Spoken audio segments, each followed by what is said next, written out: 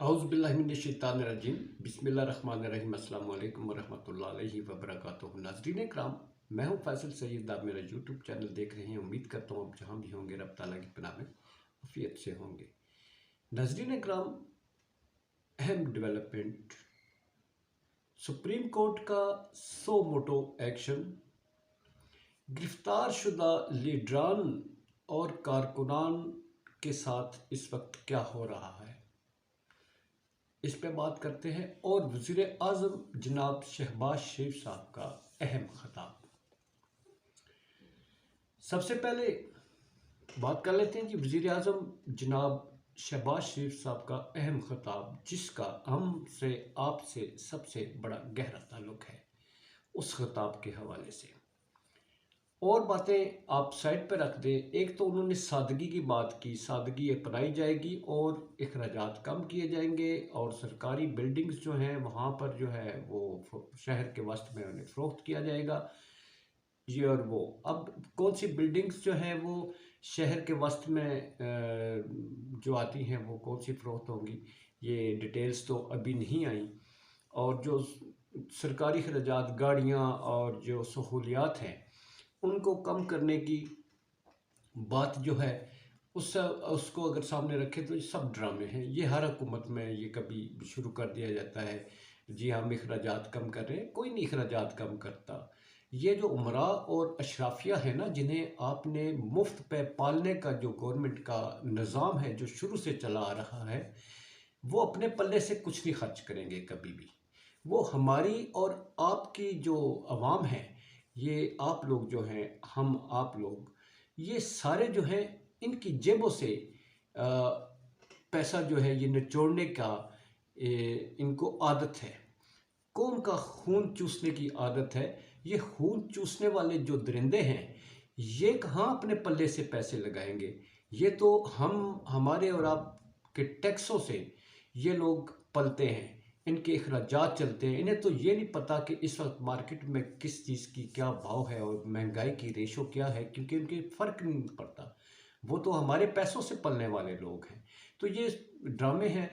और दूसरा, जनाब मोहतरम वज़ीर आज़म साहब ने अपने मुंह से ये फरमा दिया कि महंगाई बढ़ने वाली है IMF के साथ मुज़ाकरात के नतीजे में। ये तो जो अभी पहले तूफ़ान आया है ये मुज़ाकरात से पहले है। जब फाइनल होंगे उसके बाद का तूफ़ान आने वाला है। आगे रमज़ान शरीफ है, हमेशा ही आम लोगों की खाल उतार ली जाती है। इस दफ़ा जो रमज़ान आएगा आप देखिएगा, अगर उससे पहले IMF से भी मुज़ाकरात हो जाते तो लोगों पर क्या बीतती है। ये रूह अफ़ज़ा जो पीते हैं रमज़ान में, थोड़ा सा वो गरीब बंदे की एक वो ताजगी होती है, वो एहसास होता है भूख के बाद जो है, वो अब रूह खिंच प्रोग्राम शुरू हो गया है। ये रूह अफ़ज़ा इस रमज़ान में रूह अफ़ज़ा नहीं मिलेगा, रूह खिंच महंगाई का शरबत जो है ना आपका खून चूसने वाला, इस दफ़ा वो मिलेगा। तो ये ऐसी करने की बातें हैं। दूसरी तरफ जनाब हम आते हैं कि सुप्रीम कोर्ट ऑफ पाकिस्तान ने, आपको ये बात मालूम है कि हाई कोर्ट की तरफ से सुप्रीम कोर्ट को सिफारिश की गई थी एक जो इलेक्शन के हवाले से इलेक्शन नहीं करवाए जा रहे, तो सो मोटो एक्शन के हवाले से सुप्रीम कोर्ट ऑफिस में वहाँ से रिकमेंडेशन दी गई थी कि अगर सुप्रीम कोर्ट चाहे चीफ जस्टिस साहब को भेजें और उस पर सो मोटो एक्शन लिया जाए। अब इस वक्त इतने हालात पेचीदा बन चुके हैं कि चीफ जस्टिस ऑफ पाकिस्तान ने उसमें फ़ैसला किया है इलेक्शनों के हवाले से कि सो मोटो उन्होंने एक्शन ले लिया है।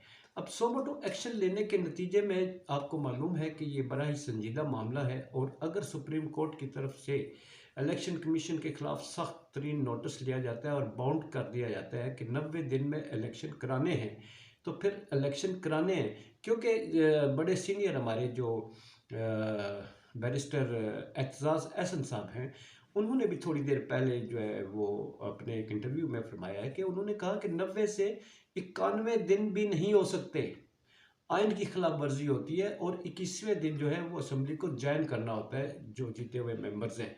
तो इस हवाले से ये बड़ी अहम पेशरफ्त है। बड़ा इलेक्शन कमीशन के हवाले से, जो इलेक्शन कमीशन ने इस वक्त अपनी लाइन ली हुई है प्रेसिडेंट के हुक्म की, प्रेसिडेंट का जो ऐलान है, जो प्रेसिडेंट की तरफ से 9 अप्रैल का, उसके नतीजे में जो कुछ राहें, जो कुछ लाइनें निकाली जा रही हैं, वो सुप्रीम कोर्ट जो है वो ज़बरदोश करने जा रही है। जैसा कि वो हर उस डेट पे पूछते हैं, और अभी उन्होंने पहला क्वेश्चन यही था कि इलेक्शन की तारीख क्यों नहीं आई। अब ये चंद दिनों की बात है, क्योंकि 90 दिन पूरे होने में बहुत कम वक्त रह गया है। और इधर से जो जेल भरो तहरीक है, इस हवाले से मैं बात करना चाहूँगा कि जो आज लीडरान गिरफ्तार हुए हैं और कारकुनान गिरफ्तार हुए हैं, हुकूमत ने, पीटीआई ने, मैं पहले भी कहता रहा हूँ कि पीटीआई ने गलत ये जो फैसला किया है जेल भरो तहरीक का, इसका नतीजा शायद खान साहब ने कुछ इसके बारे में सोच रखा हो, मगर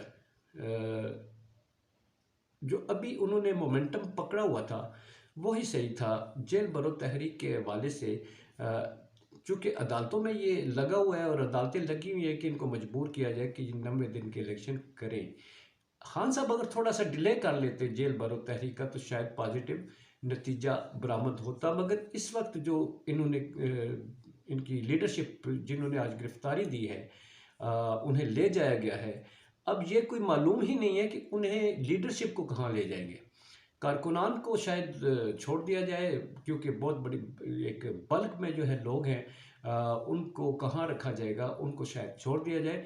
मगर इनको जो है वो दूर दराज इलाकों में रखा जाएगा, जेलों में। और यहाँ जो ताज़ा तरीन अभी तक जो खबरें हैं उसके मुताबिक उनसे 1 माह तक इन लीडर से किसी को मिलने की इजाज़त नहीं होगी। अब चूँकि ये खुद जेलों में गए हुए हैं, तो ये अपनी ज़मानतों का भी बंदोबस्त नहीं करेंगे, ना कोई वकील होगा और ना कोई दलील होगी, क्योंकि खुद गए हैं। शिकार जो है वो तीर पर जब खुद जा लगा है, तो फिर शिकारी को और क्या चाहिए। वो तो चाहते थे गिरफ्तार करें, तो 100 गिरफ्तारियाँ खुद दे दी हैं। तो अब इस हवाले से खान साहब को नेक्स्ट ये चाहिए कि लीडरशिप की गिरफ्तारियाँ रोक दें। आज ही फैसला कर लें कि कोई लीडर अब गिरफ्तारी नहीं देगा, कारकुनान गिरफ्तारियां देंगे।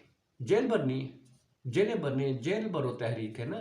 तो लीडर जो है अपने आप को बाहर रह के कारकुनों को, उनको मोटिवेट करें। और जिस तरह से ये सिलसिला चल रहा था, अगर लीडर और लीड करने वाला बंदा जो है, रहनुमाई करने वाला बंदा अगर बाहर मौजूद नहीं है, वो अंदर चले जाते हैं, तो फिर तो खेल ही ख़त्म हो गया। गवर्नमेंट का काम तो आसान हो गया। और हाँ, इस दौरान अगर इलेक्शन का ऐलान कर देते हैं, सारी क़यादत अपनी गिरफ्तारियाँ दे देती है, सारे अंदर बैठे हुए हैं, और इलेक्शन का ऐलान हो जाता है, बाहर इलेक्शन हो जाएंगे। तो मेरा ख्याल में खान साहब को अब भी इस फैसले पर यू टर्न ले लेना चाहिए। लीडर्स नहीं, कारकुनान को आप भेजें, लीडर्स बाहर बैठ के उन्हें लीड करें, फिर ये आपकी तहरीक कामयाब होगी। अदालतों पर जो हमले जारी हैं जी, इस वक्त आपको मालूम है कि 2 जजेस जो है हाई कोर्ट के, उन पर हुकूमत बैठी हुई हुकूमत जो है वो जजेस पर उंगलियां उठा रही है। उनका वैसे भी पता है आपको, नवाज शरीफ साहब को जब उनकी हुकूमत गई थी तो जजेस निशाना थे, और अब हुकूमत में बैठ के भी जजेस निशाना है। जो फैसला इनके हक में दे, वहाँ इंसाफ की बोलबाला होता है।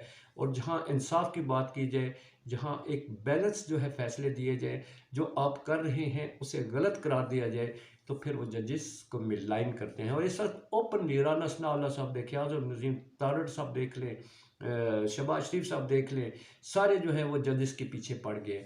तो क्या अदलिया जो है, बड़ा सवाल जो है अदालतों से, क्या अदालतें इनके प्रेशर में, इनकी क्रिटिसिज्म में आकर अपने फैसले बदलेंगी?